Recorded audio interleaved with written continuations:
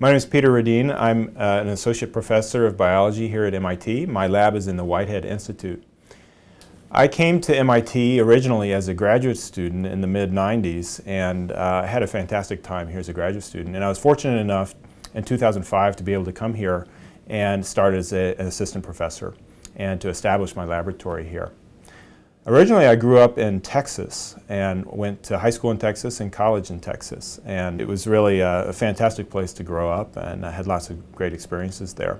I came to biology a little bit late. I started college with an interest in physics. I started as a physics major. I was interested in NASA and JPL and envisioned a career at one of those places. I took a required biology course in my freshman year and realized that it took just a little bit of knowledge to get to the forefront of aspects of the field where there were no answers.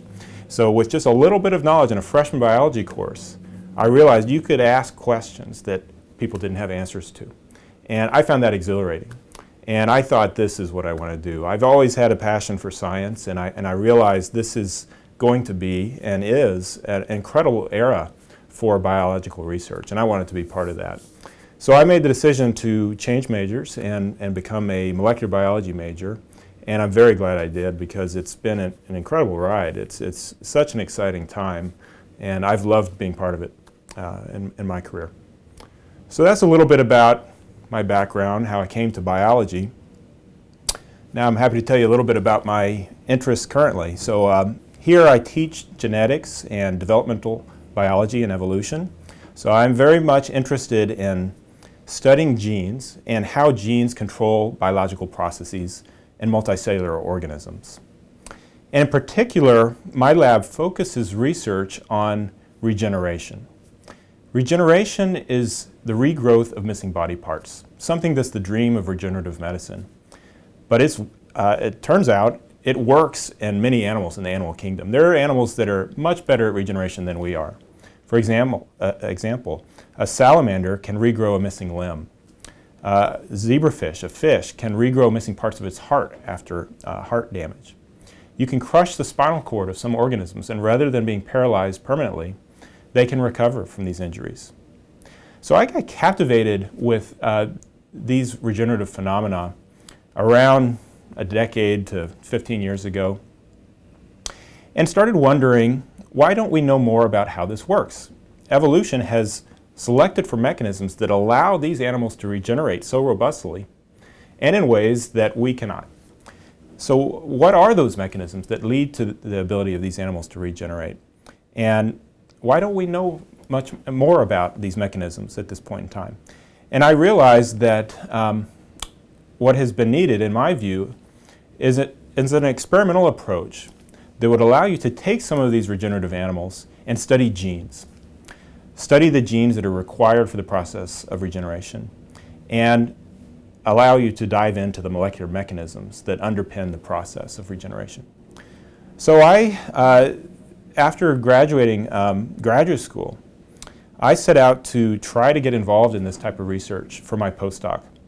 And I went to do my postdoc in Utah, the University of Utah, joined the lab of Alejandro Sanchez Alvarado, where we worked on trying to develop methods for studying how genes control regeneration in planarians.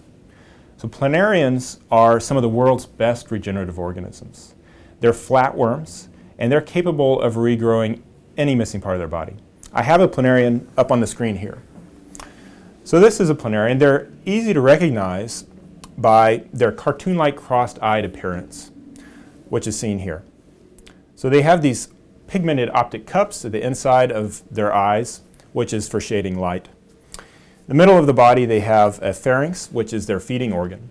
These animals are freshwater. You can find them in ponds and streams. If you go hiking, they're all across North America. You can find them on the undersides of rocks where they prey upon insects and insect larvae in these ponds and streams. What's exciting about these animals for me is the fact that they can regrow anything. If you amputate the animal, removing its head, it will regrow a new head. Okay.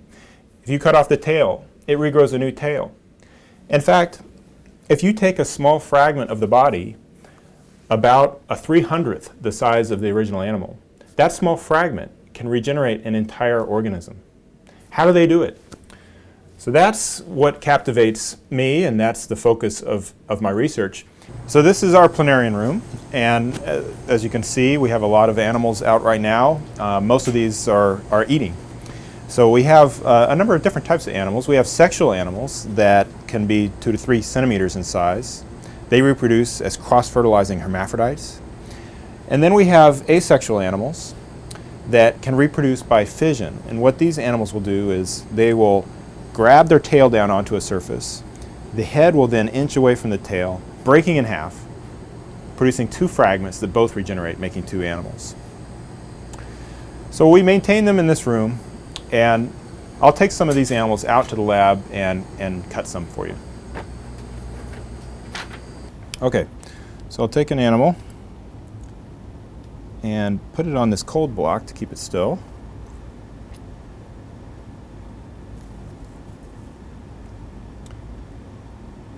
You can see it here on the screen. It's not moving very much. Its head is on the left, tail on the right. In the middle here is its pharynx. So I'll take my knife, which is simply a sharp razor blade. It's very easy to do this. And I'll cut off the head. Just like that. And here we have the 2 separated halves, the head and the rest of the body. Both of these pieces will regenerate and generate 2 entire organisms. So I just take the animal, recover it into some fresh water, and let it regenerate. It takes about a week. Not only is the biology spectacular, but molecular methods have emerged over the past decade or so that have made it possible for the first time to study genes and how genes lead to the ability of these animals to regenerate. As you can see in these old drawings of the anatomy of planarians, they have complex tissues, and they're regenerating all of it. So they have a brain, many different types of neurons. They're regenerating all of them. They have a musculature, intestinal system, surrounded by an epidermis. There are dozens of cell types organized into different tissue patterns and organs, and all of these cell types, tissues, and organs can be regenerated. So we ask how that happens mechanistically. Now, one of the ways we do this is to take genes from the planarian genome. We have the complete sequence of the planarian genome, so we know all of the genes the animal has. And we take these genes and we try to break their function, disrupt their function. And the idea is to try to figure out how the complex machinery promoting regeneration works by taking the individual component parts and then breaking them one at a time and asking what then goes wrong with the process in the absence of that one part. Okay, in our case, the parts are the genes. So we'll take a gene and we'll try to break the gene and now challenge the animal to regenerate and ask what step in regeneration fails in the absence of the gene. Given that knowledge, that'll tell us a lot about what that gene normally is doing to promote regeneration. Let me give you an example. So we were interested in decision-making in regeneration.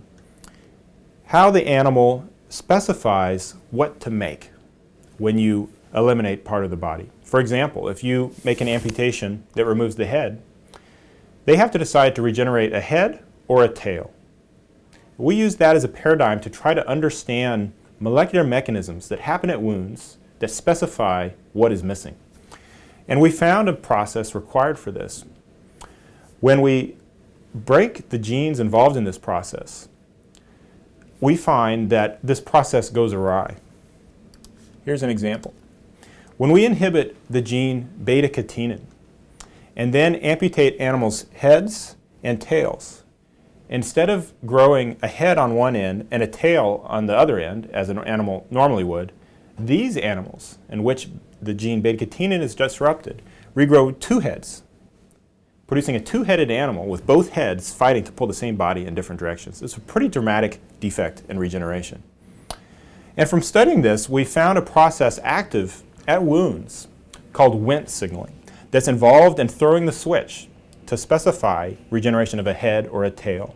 And now we move forward and study all kinds of regeneration decisions to understand how wounds specify what to make. In addition, we study this process of regeneration at the cellular level and have been asking, what is the source of all the new material? If these animals can regrow new brains, new skin, new intestine, where do these new cells come from? It turns out there's a population of cells in planarians that have been recognized for over a century. They are adult proliferative cells called neoblasts. And these neoblasts are required for regeneration. And what we found is that within the neoblast population, there are some cells that are capable of making every cell type in the adult animal. So these are what are called adult stem cells and pluripotent stem cells, meaning they're capable of making most of the cell types of the body. In this case, they appear to be capable of making all of the cell types of the body.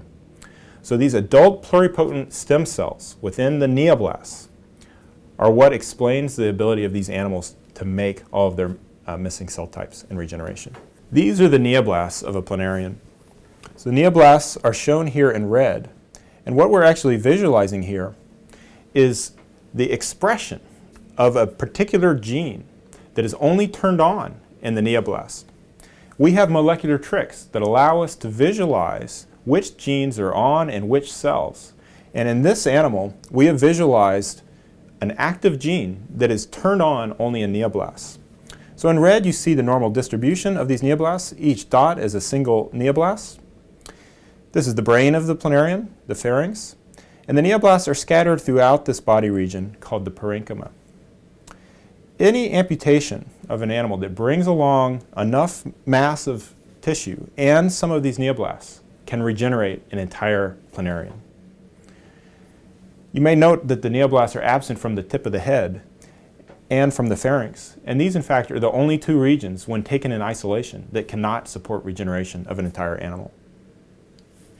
So what we found is this adult pluripotent stem cell that is responsible for making new cells and molecular mechanisms acting at wounds that help specify what these new cells should become.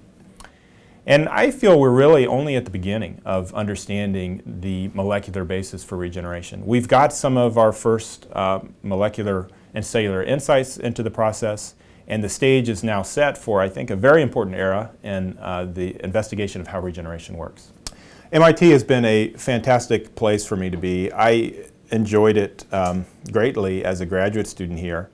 I felt like the biology department was a fantastic department, and it's been incredible being here as a faculty member.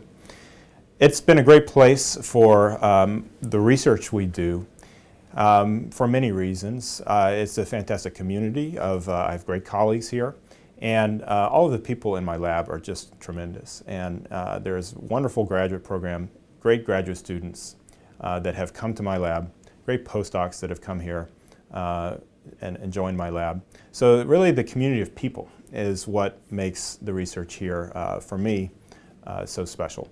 And I also really enjoy teaching. And so teaching the classes I do is a big component of my academic life. I love getting to know the students. It challenges me to frame the topics for the course and in ways that captures the key aspects of the material. And I really enjoy that aspect of my career here. I think my research is very basic, trying to answer basic questions about how regeneration works, how genes control the process. Well, the material you're learning in 700 is very relevant and important for understanding all kinds of aspects of biological research that's very current, including the research in my lab.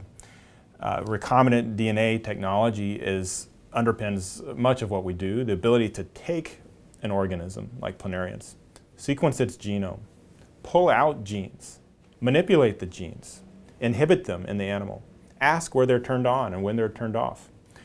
All requires recombinant DNA methodologies. And you can get pretty far with what you learn in a course, introductory biology course like 700. And with the knowledge you have, it's possible to understand some of the research that's very current and ongoing now. I'd like to conclude by thanking you for your attention and your interest in the work I do here at MIT.